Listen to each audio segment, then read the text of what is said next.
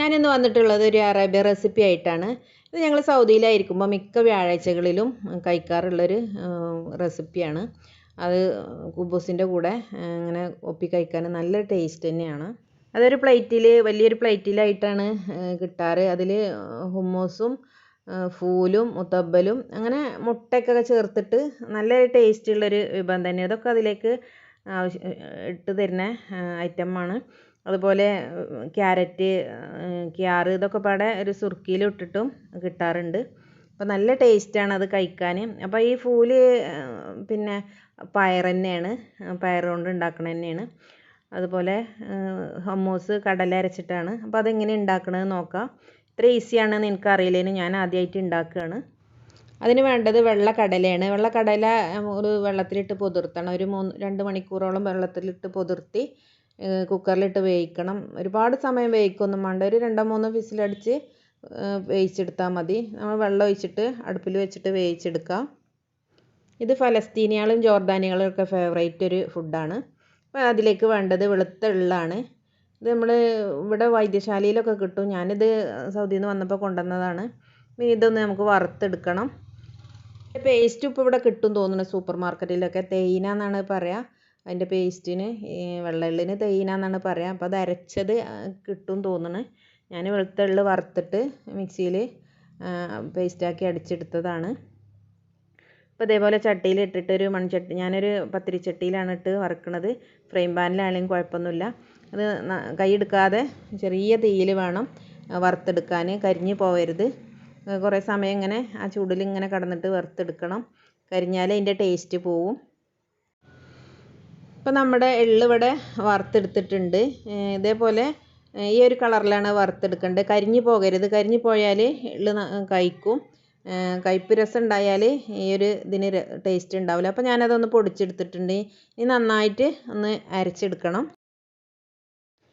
ഇത് നന്നായിട്ട് അരഞ്ഞ് കിട്ടിയിട്ടുണ്ട്. ഇനി ഇതിലേക്ക് നമ്മൾ ഒരു 2 സ്പൂണ് ഒലിവ് ഓയിലാണ് ചേർത്ത് ഒന്നുകൂടി പേസ്റ്റ് രൂപത്തിൽ അടിച്ചെടുക്കണം. അറേബ്യൻ ഫുഡൊക്കെ ഉണ്ടാക്കുമ്പോൾ മിക്ക ഫുഡിലും ഒരു ഒലിവ് ഓയിലാണ് ചേർക്കൽ.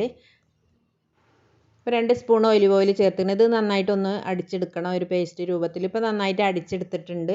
ഇനി ഇത് നമുക്ക് ആ കടല അടിച്ചിട്ട് അതിലേക്ക് ഒഴിക്കണം. ഇനി നമുക്ക് കടല ഒന്ന് അടിച്ചെടുക്കാം. ഇപ്പോൾ കടല വെന്തിട്ടുണ്ട്. ഞാൻ മിക്സിയിലേക്ക് ഇട്ടിട്ടുണ്ട്. അതിൻ്റെ ചൂടാറിയതിന് ശേഷം മിക്സിയിലേക്ക് ഇട്ടിട്ടുണ്ട്. ഇനി ഇതിലേക്ക് 2 അല്ലി വെളുത്തുള്ളിയും ഉപ്പും അതുപോലെ ഞാൻ ഈ കടല വേവിച്ച വെള്ളം കൂടിയും കൂട്ടിയിട്ടാണ് അടിച്ചെടുക്കുന്നത്. ഒരുപാട് വെള്ളമൊന്നും ഒഴിക്കരുത്, കാരണം നമ്മളൊരു പേസ്റ്റ് രൂപത്തിലാണ് ഇത് അടിച്ചെടുക്കേണ്ടത്. അപ്പം അതിനനുസരിച്ച് നമുക്ക് വെള്ളം ഒഴിക്കുമ്പോൾ അറിയാമല്ലോ അത് അടിഞ്ഞ് കിട്ടുമ്പോൾ. ഇതാണെങ്കിൽ കുറച്ചധികം വെള്ളം വേണം, കാരണം നല്ല അടിച്ചാൽ കുറുകി വരും. അപ്പോൾ ഇതിലേക്ക് ഞാനൊരു നാരങ്ങ പിഴിഞ്ഞത് ഒഴിക്കുന്നുണ്ട്. അപ്പോൾ വെളുത്തുള്ളിയും ഉപ്പും നാരങ്ങ നീരും ഒറ്റിച്ചിട്ട് നന്നായിട്ട് അടിച്ചെടുക്കണം. ഞാൻ ആ വേവിച്ച വെള്ളം തന്നെയാണ് ഇതിലേക്ക് ഒഴിച്ച് കൊടുക്കുന്നത്. ഞാനൊരു 3/4 ഗ്ലാസ്സോളം വെള്ളം ഒഴിച്ചിട്ടുണ്ട്. ഇത് അടിച്ചതിന് ശേഷം നമുക്കതിന് വെള്ളം കുറവാണെങ്കിൽ അല്പം കൂടി ഒഴിച്ച് കൊടുക്കുക. അപ്പോൾ ഇത് പാകമായി വന്നിട്ടുണ്ട്. ഇപ്പോൾ നന്നായിട്ട് പേസ്റ്റ് പോലെ അടിഞ്ഞ് കിട്ടിയിട്ടുണ്ട്. ഇനി ഇതിലേക്ക് ആ തേയിന ഇട്ട് കൊടുക്കണം. അതുപോലെ അത് എള്ള് അരച്ചതാണ്. അത് ഇതിലേക്ക് ഇട്ടിട്ട് ഒന്നും കൂടി നന്നായിട്ട് അടിച്ചെടുക്കുക. ഇപ്പോൾ ഹമ്മൂസും തേയിനയും ഒക്കെ അടിച്ചെടുത്തിട്ടുണ്ട്. ഈ ഒരു രൂപത്തിലാണ് നമുക്ക് കിട്ടേണ്ടത്. നന്നായിട്ട് അടിഞ്ഞ് കിട്ടിയിട്ടുണ്ട്. ഇതവർ കുബൂസിലും ഒക്കെ കൂട്ടി കഴിക്കുന്ന ഒരു ഐറ്റമാണ്.